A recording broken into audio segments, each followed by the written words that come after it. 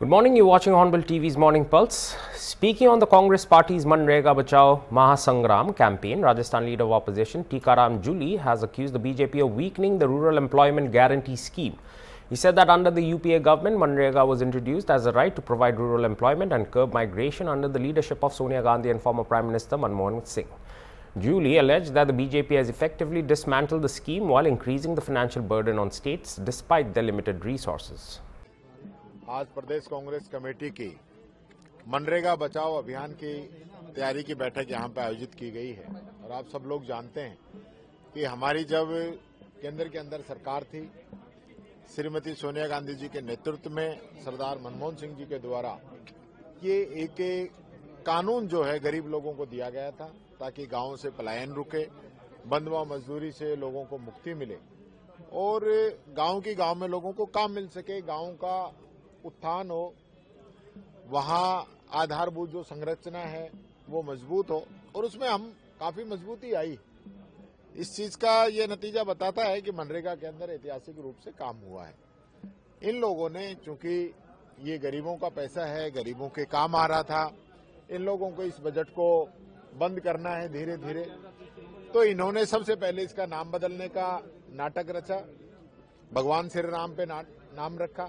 हमें कोई एतराज नहीं है, नाम और भी बदल सकते हैं, यहाँ भी ईआरसीपी का 4 बार बदल चुके हैं तो इसका भी बदल ले, हमें कोई एतराज नहीं है। हमारी 100 योजनाओं का नाम ये बदल चुके हैं, कोई एतराज नहीं है। लेकिन योजना को ही खत्म करना, गरीब के पेट पे लात मारना, आज जो मजदूर है उसकी काम जो है अब दिल्ली से तय होंगे कि ये मजदूर काम क्या करेंगे, उसका फंड जो है वो दिल्ली से तय होगा कि हम राजस्थान को कितना फंड देंगे। अगर उससे ज्यादा मजदूरी लोगों ने मांग ली तो वो फिर राजस्थान सरकार देगी। पहले 10% हिस्सा राजस्थान सरकार का था, अब 40% हिस्सा राजस्थान सरकार का हो जाएगा। यहाँ भजन लाल जी से पूछो उनके पास व्यवस्थाएं कितनी है, दे सकते हैं कि नहीं दे सकते हैं। कल दिल्ली से आई चिट्ठी पढ़ दी उन्होंने इसके समर्थन में, यूं की यूं। मैंने खुद उनकी प्रेस कॉन्फ्रेंस देखी है, जैसी चिट्ठी वहां से लिख के आई थी वो की वो पढ़ दी। यानी मुख्यमंत्री जो खुद सरपंच रहा हो उसको तो ये पता ही होगा मनरेगा क्या है, और उसके बावजूद आप जनता को गुमराह कर रहे हो। आपकी राजस्थान की हालत तो ये है, पेंशन समय पे नहीं दे रहे, स्कूलों को किताब समय पे नहीं दे रहे, हॉस्पिटल में दवाई ये नहीं दे पा रहे, तो मनरेगा का जो एक्स्ट्रा पैसा देना होगा वो कहां से देंगे, वो कहां से काटेंगे। आज इनकी स्थिति नहीं है। ये मैं कहना चाहूंगा, ये सिर्फ वहम फैला रहे, ये इस योजना को बंद कर रहे, गरीबों को, किसानों को, मजदूरों को सीधा सीधा टारगेट कर रहे। कभी 3 काले कानून किसानों के लिए लेके आते हैं, अब लेबर कोड बिल लेके आ गए, अब ये मनरेगा खत्म कर दी। इनका एक ही उद्देश्य है कि गरीबों को ज्यादा से ज्यादा कैसे सताया जाए।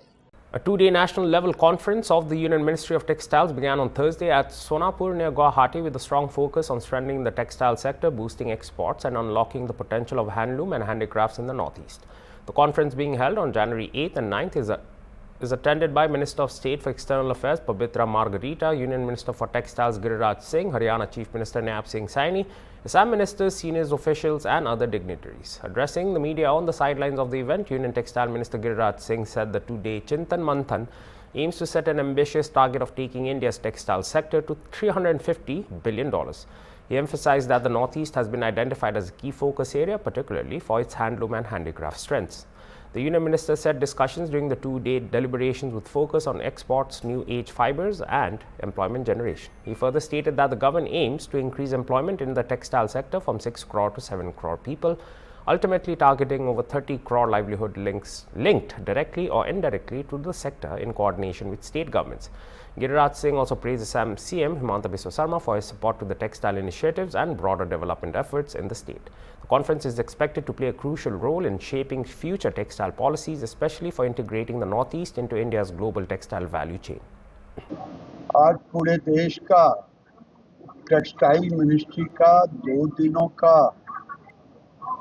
एक वर्कशॉप, जिसे हम चिंतन बैठक, और टेक्सटाइल मिनिस्ट्री अपना जो टारगेट रखा वो रखा $350 बिलियन पर जाएंगे। जब हम 2014 में आए थे तो हम केवल $220 बिलियन पर थे, और उसके साथ आसाम, ये नॉर्थ ईस्ट को हमने टारगेट किया है कि नॉर्थ ईस्ट का हैंडलूम और हैंडीक्राफ्ट ये बहुत बड़ी ताकत है और पूरे देश का आधी ताकत हैंडलूम और हैंडीक्राफ्ट का अगर है तो नॉर्थ ईस्ट, और नॉर्थ ईस्ट को बेस मान करके एक पायलट प्रोजेक्ट भी हमने गुवाहाटी में शुरू की है, जो पूरे नॉर्थ ईस्ट में उसको लागू की जाएगी। और आज 2 दिनों के चिंतन मंथन में हम एक्सपोर्ट की बात करेंगे, हम न्यू एज फाइबर की बात करेंगे, उसमें भी आसाम 1 नंबर का होगा। रेमी फाइबर पर चाइना और वियतनाम का इस पर होल्ड है। अब आसाम उसको रिप्लेस करेगा। वैसे मैं लीलन फाइबर को भी नॉर्थ ईस्ट के रूप में रखा हूं। अभी तक हम 45,000 मेट्रिक टन बाहर से इंपोर्ट कर रहे हैं। ये हमारा लक्ष्य है कि 7 करोड़ रोजगार देने का, 6.5 करोड़ से 7 करोड़ 30-31 तक।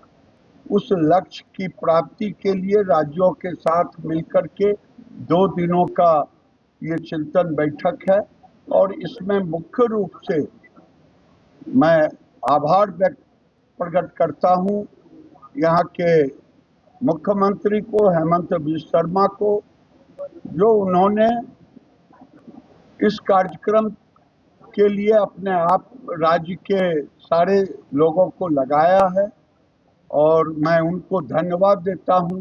हेमंत बिस्वा शर्मा ने पूरे देश को, अगर आज हेमंत बिस्वा शर्मा जिस ढंग से एक तरफ विकास की गति को तेज कर रहे हैं, दूसरे तरफ बांग्लादेशी घुसपैठियों को भी बाहर कर रहे हैं, 1.25 लाख बीघा से ऊपर जमीन को खाली कराया। ये बताता है कि कांग्रेस ने किस तरह से आसाम को एक धर्मशाला बना दिया था। आओ वोट दो और जमीन कब्जा करो। इसको हेमंत बिस्वा शर्मा ने खाली किया है और बांग्लादेशी घुसपैठियों को भी निकाल रहे हैं।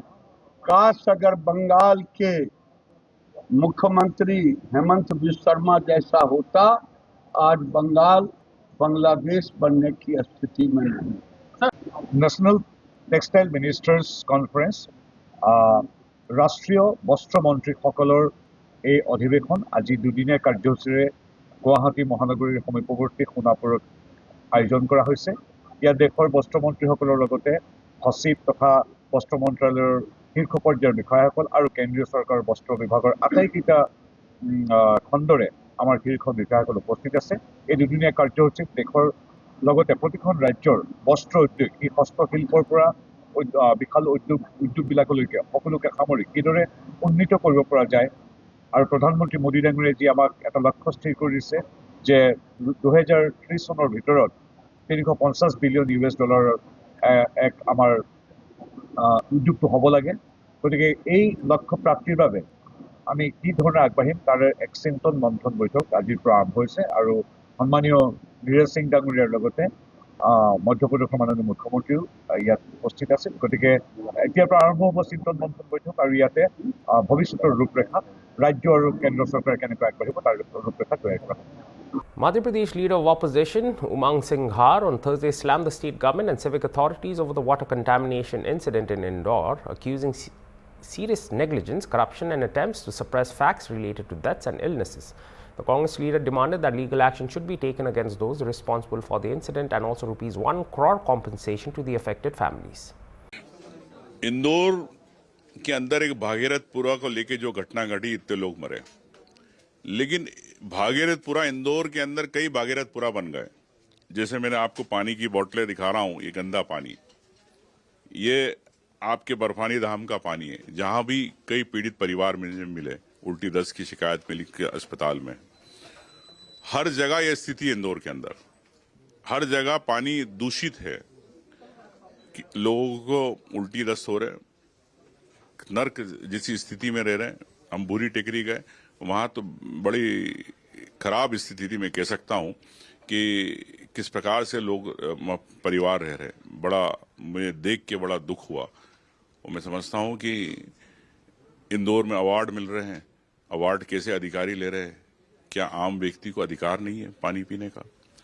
क्या आप सरकार पैसे लेती है, टैक्स लेती है, हजारों रुपए आप हर व्यक्ति से, परिवार से टैक्स लेते हो, 5-5, 10-10 हजार रुपए, लेकिन आप उन लोगों से पानी नहीं दे पा रहे। तो ये संवैधानिक रूप से अधिकार है।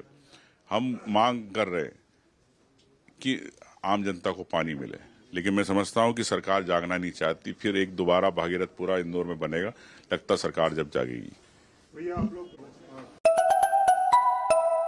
Samajwadi Party MP Akhilesh Yadav on Thursday accused the BJP of trying to create fake votes in Uttar Pradesh following the deletion of 2.89 crore names from the draft electoral roll during the special intensive revision. He urged people to check their names to ensure their votes are not affected. तो मुख्यमंत्री जी खुद सामने आए और उन्होंने कहा कि 4 crore vote उनका कट गया। ये बात मुख्यमंत्री जी ने कही। आखिरकार मुख्यमंत्री जी को कैसे पता था कि 4 करोड़ वोट कटने जा रहे हैं? अगर हम मुख्यमंत्री जी की बात माने और आज 3 करोड़ कट गए हैं तो 1 करोड़ तो इन्होंने बढ़ाए होंगे। इसका मतलब 1 करोड़ वोट किसके बढ़ाए हैं? ये जो ड्राफ्ट आज जारी हुआ है, जब बूथ स्तर पर पहुंचेगी तो मेरी सबसे अपील है, आम जनता से अपील है कि अपना वोट देखें, अपना वोट बनवाएं और भारतीय जनता पार्टी के झूठे नैरेटिव में न फंसें। भारतीय जनता पार्टी अभी तक तो एसआईआर के माध्यम से सबको परेशान करते थे, पूरे देश की जनता को परेशान किया। बिहार में तो लोगों को सड़कों पे आना पड़ा, आंदोलन करना पड़ा कि एसआईआर न हो। पहली बार यूपी में देखने को मिल रहा है एसआईआर से बीजेपी परेशान है, बीजेपी के नेता परेशान है। आप सोचिए उनके मंत्री जा रहे हैं जिले में, क्या समझा रहे हैं? मुख्यमंत्री जो हैं वो क्या समझा रहे हैं अंदर बैठ करके? डिप्टी सीएम लखीमपुर में क्या समझा रहे हैं? वो ये कह रहे हैं कि वोट बढ़ा लो, आपका वोट नहीं कटेगा, आप वोट बनाइए, आप फॉर्म भरिए। ये बीजेपी समझा रही है और प्रशासनिक अधिकारियों पे दबाव बना रहे हैं। बहुत से अधिकारी दबाव में नहीं काम करना चाहते हैं। मैं केवल इतना कहना चाहता हूं कि भारतीय जनता पार्टी किसी का भी नकली वोट बनाएंगे, अगर गलत वोट बनाएंगे तो हमारे समाजवादी लोग, पीडीए प्रहरी लोग उन पर एफआईआर दर्ज कराएंगे। जो लोग फर्जी वोट बनाएंगे उन पर पीडीए प्रहरी नजर रख करके और सिंसियरली देख करके उन पे एफआईआर दर्ज कराने की तैयारी करेंगे। और बीजेपी के बूथों का जो वोट कटा है, सो नहीं पा रहे बीजेपी के लोग, इसीलिए पूरी सरकार निकल पड़ी है फर्जी वोट बनवाने के लिए। वो कह रहे हैं कि 200 वोट हर बूथ पे बढ़ाना है। आज इंडियन एक्सप्रेस की खबर भी छपी, उसमें सूत्रों का हवाला दिया। ये सूत्र जो हैं वो मुख्यमंत्री जी के सूत्र हैं। इंडियन एक्सप्रेस को बिल्कुल नहीं घबराना चाहिए, क्योंकि जो सूत्र उन्हें मिला होगा वो मुख्यमंत्री जी के कार्यालय से सूत्र आया होगा। और मुख्यमंत्री जी खुद कह रहे हैं, अधिकारियों को निर्देश दे रहे हैं कि जाइए वोट बढ़ाइए, किसी पे ऑब्जेक्शन नहीं लगना चाहिए। अगर हर बूथ पर वोट बढ़ाएंगे नकली तो समाजवादी लोग और पीडीए प्रहरी के लोग एफआईआर दर्ज कराएंगे। Addressing NCC cadets ahead of the NCC Republic Day Parade Camp 2026, Indian Air Force Air Chief Marshal Amarpreet Singh delivered a message on self-improvement and resilience. He said that while competition is important, true growth comes from competing with oneself rather than others. Emphasizing the value of perseverance, the Air Chief urged cadets never to be discouraged by failure, noting that failure is a part of hard work. Sharing a personal anecdote, he revealed that he once failed a promotion exam and was promoted a year later than his batchmates, yet went on to become the chief of the Air Force. Few points that I wanted to cover. हम सब एक दूसरे से competition करते हैं, लेकिन ये याद रखो, अगर आप किसी और से कंपटीशन रखोगे, जिस दिन आप उससे ऊपर चले गए, आपकी ग्रोथ खत्म हो जाएगी उस दिन। तो compete with your own self. अपने आप से compete करो कि मैं हर अगले दिन पहले से बेहतर, I'll be better than my today. My tomorrow will be better than my today is what I should be competing with. So that every day there is a little bit of improvement in myself and I am continuously growing and not stagnating. We are always afraid to try something कि शायद हम fail हो जाएं इसमें. Never ever get deterred by failure. कहीं पे कुछ चीज को गलत कर लेना या कहीं पे हार हार तब होती है जब आप फेल होने के बाद उठो नहीं, जब आप गिरने के बाद उठो नहीं, लेकिन आप दोबारा ट्राई करो तो वो हार नहीं है. So never ever be scared of failure. Only if you work will there be failure. People who don't work at all, they will never fail. Do your best. And sometimes something is conceived as a failure. हम सोचते हैं ये हमारा failure है, हमने कुछ करना चाहा, वो नहीं हुआ. मैंने किसी जगह का एग्जाम दिया, मैं पास नहीं हुआ, तो मैं उसको फेलियर सीखता हूं, समझता हूं. लेकिन क्या पता वही मेरे लिए डेस्टिन्ड हो. मैं अभी कई लोगों से मिलता हूं. I have studied in a government school, and there is one person who is my age, my batch, whom I met after a long time, and he is a very senior official in the government. And I asked him, so he said, मैं Navyug school का पढ़ा हूं. So Navyug school I remembered कि मैंने भी जब मैं छोटा था मैंने अप्लाई किया था वहां पे, बट मैं पास नहीं हुआ. फिर भी अपने I think I have done well for myself. एक स्पोर्ट्स स्कूल है राई में. I have applied there. I have gone and attended that exam. I was physically weak, I think. So I didn't clear. I've met so many people who've done so well who have been from sports school, right? But this was destined for me. I have failed in a promotion exam. My promotion was 1 year later than my batchmates.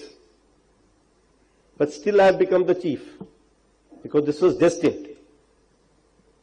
So जो गीता में लिखा है ना, कर्मण्येव वाधिकारस्ते मा फलेषु कदाचन, उसको याद रखो कि I will do my best, I will work, I will try my best, and then accept whatever comes with grace.